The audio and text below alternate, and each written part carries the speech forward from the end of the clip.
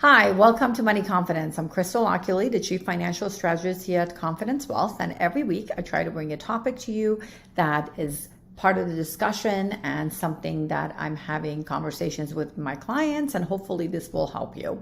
So basically the topic of conversation for those last several meetings I had has been, for example, my clients that are leaving a job and they're thinking, should I drop my life insurance or should I keep it? And ultimately at the end, it really is not about necessarily, do I need the life insurance? You have to look at it from two perspectives. There's the need, but there is the want for tax purposes. So let's talk about what do I mean by that. So normally the typical life insurance, the reason you have life insurance, especially during your working years, is to replace your income. The loss of income. If something happened to you and tomorrow you were not able to provide and you passed away, do your family have enough money to be able to sustain themselves? And that's the reason why a lot of us get life insurance when we are working, and that amount depends on the lifestyle and the income that we bring in. So that's where we look at it as a need perspective, right? The need for life insurance is to replace that income. Then there is a different perspective of looking at life insurance, where you're looking at it for tax planning strategies for the actual estate itself. So for example, let's say you have lots of properties and there is also lots of other assets. And even though, yes, there's a step up that is received at the time of death, but you are going to exceed estate taxes.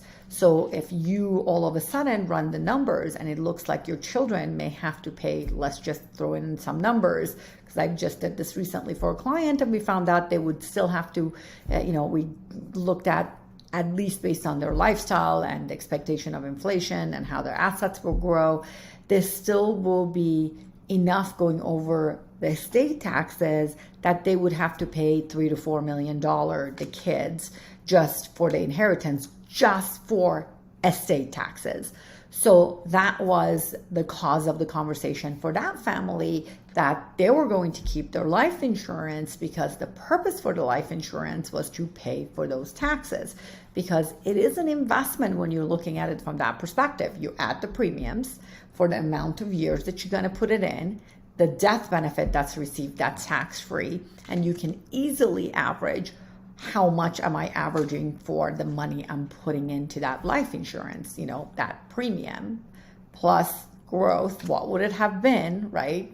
Versus what you're receiving in life insurance when obviously you're gone, but meaning the kids. So you have to look at life insurance or, insurance in general when it comes to need versus want for the purpose of tax planning.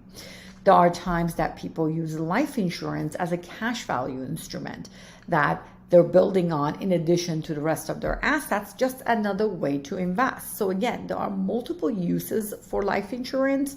It really matters of how it fits in each family.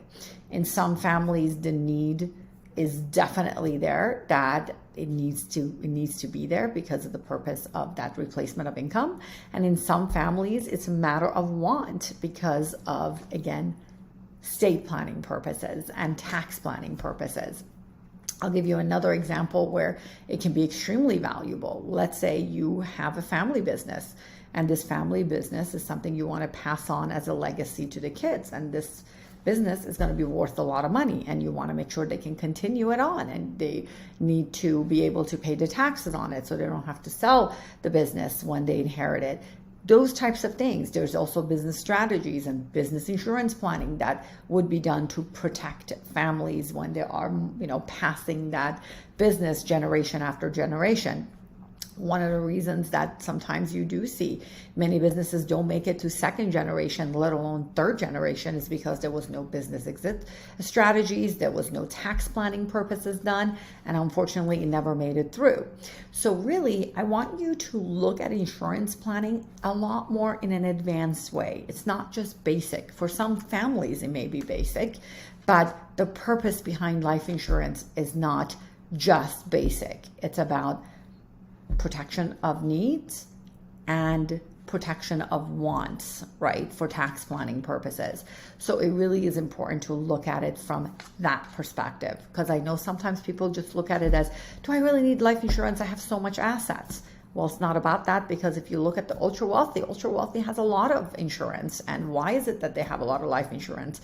Is it because they don't have other assets? No, it's actually precisely because they have other assets where they're needing the reason for life insurance. So again, you have to put on a different hat when you look at insurance and look at it as the different pieces of the puzzle. We find people are either overinsured or underinsured many times because of the fact that they're only dealing with it from a life insurance perspective, and they're going to an insurance agent and they're not looking at anything else as, the needs, the wants, and what's needed and should be there for the actual plan of the estate itself. So it's about looking at all the different pieces of the elements, looking at it all together, looking at pros and cons, cost versus reward, and risk also, and then manage it from that perspective and say what works and fits into the plan.